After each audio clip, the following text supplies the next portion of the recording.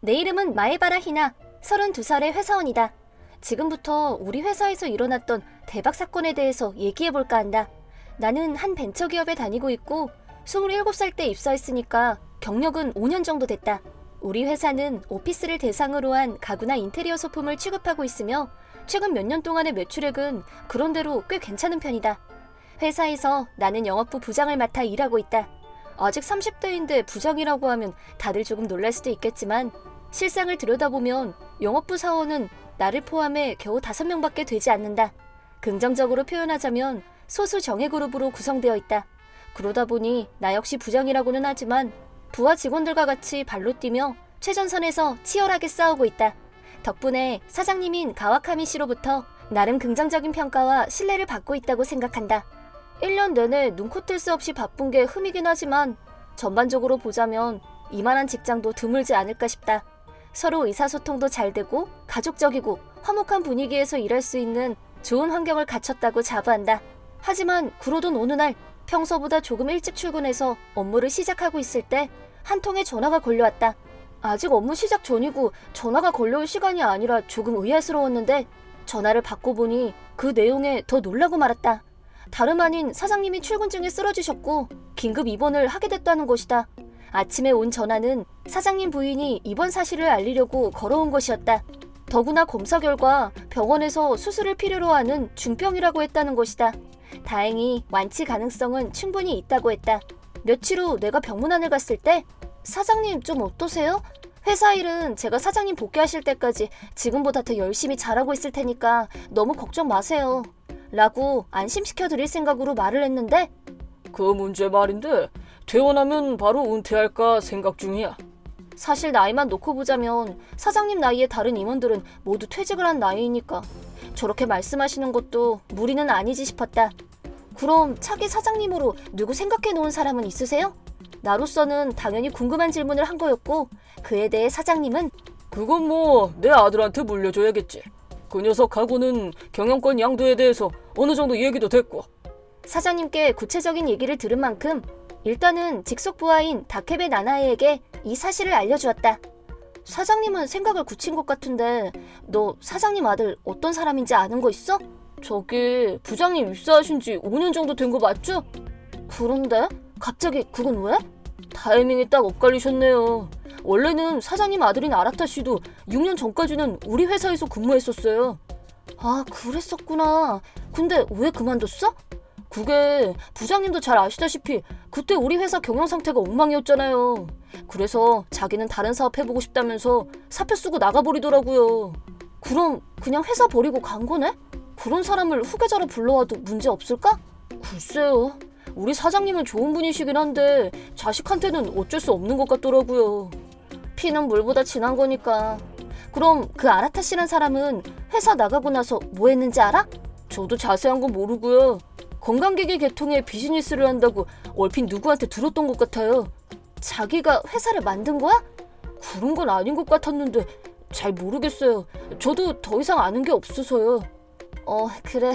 얘기해줘서 고마워. 아, 근데 같이 일했던 적이 있는 거지? 사람은 어땠어? 의욕은 있어 보였는데 좀 손이 간다고나 할까?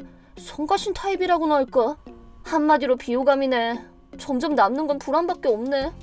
그렇게 직속 부하를 통해 알아낸 것이라고는 불안감밖에 없었고 바로 다음날 신임 사장이 부임했다. 네, 앞으로 잘 부탁해요. 편하게 가와카미 씨라고 불러주세요. 아버지를 하나도 안 닮았나? 어째 사람이 생긴 거나 말투나 한없이 가볍네. 취임 인사를 가볍게 마친 신임 사장은 난 말이야, 가능한 한 우리 아버지가 있을 때보다 이 회사를 훨씬 더 큰 회사로 만들고 싶어. 그러니까 여러분도 내 보폭에 맞춰서 잘 따라와 줬으면 좋겠어. 의외로 야심은 한가득인 사람이었네. 문제는 그 뜨거운 야심이 향하는 곳이 좀... 그런 뜻에서 이걸 좀 주목해줬으면 하는데 라고 말하면서 자기 가방에서 물건을 하나 꺼냈다. 신임 사장이 꺼낸 물건은 접시 받침처럼 생긴 물건이었는데 기계로 찍어낸 것 같았다. 바로 이 정체불명의 아이템이 얼마 후에 엄청난 후폭풍을 몰고 올 주범이 될 거라고는 그때는 미처 생각지 못했었다. 사장이 꺼낸 물건은 수소수 생성기라는 기계였는데 풀어서 말하자면 평범한 물을 수소수로 바꿔주는 기계이다. 수소수는 요즘 자주 듣는 말이긴 하지만 여기서 짚고 넘어가고 싶은 것은 그 기계의 가격이다. 겨우 사람 손바닥만한 크기의 기계인데 자그마치 가격이 15만 원이나 했다. 취임 인사를 하면서 난데없는 기계를 들고 나와 영업 아닌 영업을 하는 사장의 의도를 도대체 알 수 없었던 나는 그런데 그 기계로 뭘 하고 싶으신 건데요? 그러자 사장은 자신만만한 목소리로 대답했다. 당연히 앞으로 우리 회사에서 팔아야지. 이렇게 획기적인 제품인데 남이 팔기 전에 우리가 먼저 팔아야지. 이거 독점하면 대박 날 것 같지 않아? 너무 쉽게 말하는 사장의 의견에 반박도 못하고 그 기계를 팔기로 회사 방침이 정해졌다.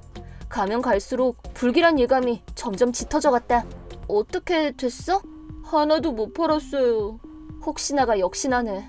그 회사 사장님은 평소에 건강의식이 좀 투철해 보여서 혹시나 했는데. 흥미가 아예 없는 건 아니었는데 역시 가격이 발목을 잡네요. 15만 원이 네 집 개 이름도 아니고 그야 그렇지. 한 가지 더 마이너스인 게 다른 기존 제품들과 차별성이 별로 없어서예요. 나도 그렇게 생각해. 솔직히 말해서 나도 이 제품에 대해서 확신이 거의 없어. 저도 그래요. 그런데 실은 연습하는 내용이 아직도 이해가 안 돼요. 난데없이 영업부 불러 모으더니 사장님이 직접 나서서 기계 설명을 하는데 그게 최고 경영자가 할 일은 아니지 않나요? 어쨌든 상품을 팔려면 상품에 대한 지식은 있어야 하니까. 설명이래봐야 전문 용어만 쭉 늘어놓고 뭐가 뭔지 들어도 모르겠던데요, 전. 파는 저희가 이런데 고객이 이 제품을 납득할 리가 있겠어요? 지당하신 말씀입니다. 백보양보해서 이해를 못한 건 제 탓으로 치더라도 교육 시간을 왜 하필 그런 시간에. 무슨 말인지 완전 공감. 내가 면목이 없다. 아니요, 부장님이 뭘 잘못하셨다고요. 근데 퇴근 시간 후에 매일 모아놓고 교육하는 건 제발 그만했으면 좋겠어요. 지금 사장님하고 조율 중이야. 정교육은 꼭 해야겠으면 업무 시간 중에 해달라고 부탁은 해놨어. 그랬더니 뭐래요? 내가 힘이 별로 없어. 아마 효과 없음. 너무 무리하지는 마세요. 예상했던 대로 이 수소수 생성기는 좀처럼 실적이 오르지 않았다. 이건 뭐 어떻게 손 쓸 방법이 나로서도 없었다. 우리 영업부는 인테리어 관련 제품을 파는 노하우는 있어도 건강기재의 판매 경험은 전무했기 때문이다. 더구나 가격이 워낙에 고가이다 보니 수소수에 관심이 있는 사람도 선뜻 용기가 나지 않는 것이 현실이었다. 하지만 사장은 실적이 부진하다 보니 영업부를 다그쳤다. 아니 이보세요. 실적이 이게 뭡니까? 일 좀 한다고 들어서 기대가 컸는데 실망스럽네. 물론 킹받았다. 그래 그럼 내가 어디 한번 팔아봐 주마 라고 주먹을 불끈 쥐고 전보다 몇 배로 발바닥에 땀이 나게 뛰어다니면서 판매에 열을 올렸다. 영업부 내에서도 판매 전략 회의를 거듭하면서 좋은 방법을 모색하고 다시 발로 뛰기를 반복하면서 몇 달 후에 힘들게 매출 목표를 달성해냈다. 영업부 전체가 넉다운이 됐지만 누구도 영업부의 실적에 대해서 불평할 수 없게 만들어 놓았다고 할 수 있었다. 매출이 목표를 달성하자 사장은 대단히 만족스러워했는데 뭐야, 진작 좀 그렇게 했으면 좋았잖아. 다음은 좀 더 눈을 높여서 도전해보는 게 어때? 누굴 물건 파는 기계로 하나. 얼마나 죽을 고생을 했는지 정말 하나도 공감을 못하네. 우리가 아무리 열심히 해도 사장은 여전히 마음에 안 들어하는 것 같았다. 그러던 어느 날, 그날도 나는 평소보다 조금 일찍 출근을 했는데 아무도 없는 사무실에 들어가자 대체 지금 뭐 하는 거야? 그게 무슨 말씀이세요? 수소수 생성기 말이야. 겨우 궤도에 올랐는데 영업을 스톱시킨다는 게 말이 돼? 그리고 계속 반품 들어온다는데 그건 또 어떻게 된 거야? 지방 출장 중이신데 전보통이 빠르시네요? 그야 내 회사인데 당연한 거 아닌가? 내가 다 지켜보고 있어. 얘기 딴 데로 돌리지 말고 상황 설명해봐. 제가 오늘 출근해서 보니까 테스트용으로 사용했던 수소수 기계에 이상이 있었어요. 이상이라니? 연기가 기둥으로 올라오더라고요. 아무것도 안 했는데요. 잘못하다가는 큰 화재로 번졌을 수도 있어요. 그래서 다른 제품들도 그런 문제가 있을지도 모른다는 생각에 서둘러서 고객에게 연락하고 저희 쪽에서 반품을 해달라고 부탁했고 시급을 요하는 사항이라 사장님 보고가 좀 늦어졌습니다.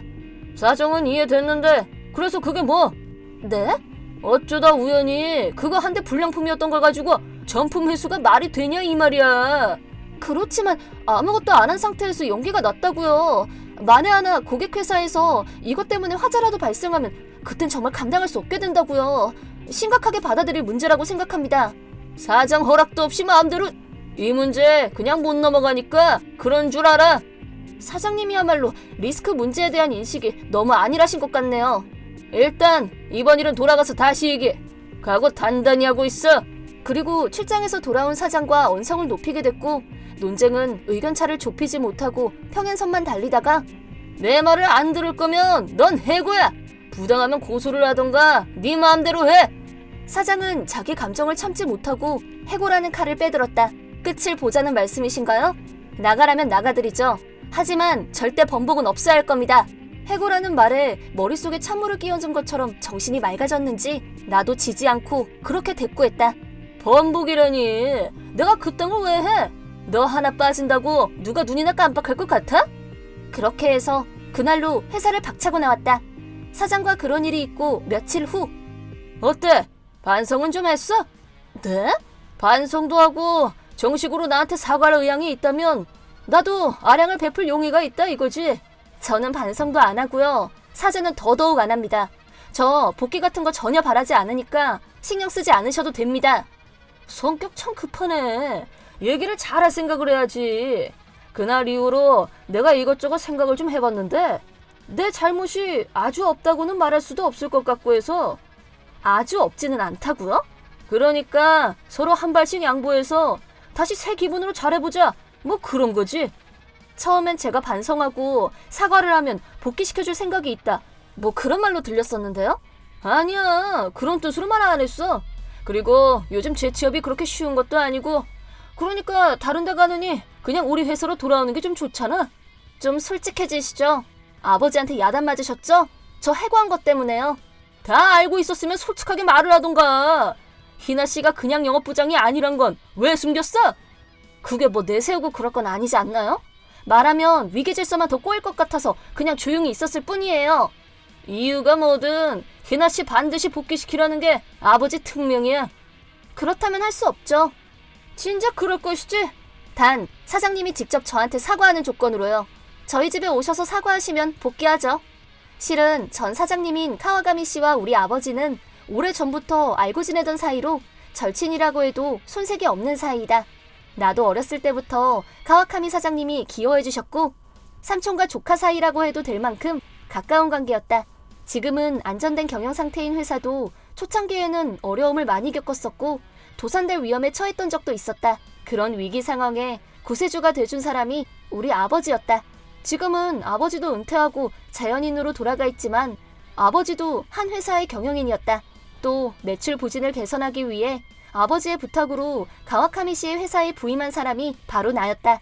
미국에서 비즈니스를 공부한 경험을 살려서 경영을 되살리는 일을 돕기로 한 것이다. 그 결과 회사의 경영은 정상화되었고 그 공로로 영업부장으로 발탁된 것이었다. 다시 말하자면 나는 회사 입장에서 공신이자 은인이라도 해도 될 만큼 공헌이 크다면 큰 사람이었기 때문에 아라타 사장이 나를 잘랐다는 말을 듣고 가와카미 전 사장이 격노했던 것이다. 그리고 아라타 사장은 내 요구대로 우리 집에 왔고 정말 큰 신뢰를 했습니다. 다시 회사에 나와주시면 정말 감사하겠습니다. 마지 못해서이긴 하지만 사과를 했기 때문에 복귀를 하기로 했다. 그리고 다음날 다시 회사로 출근해서 갑작스러우시겠지만 오늘부터 회사는 제가 맡아서 경영하도록 하겠습니다. 당신은 해고입니다. 라고 선언했다. 물론 아라타 씨는 벙찐 얼굴이 됐지만 복귀하자마자 농담이 심하네.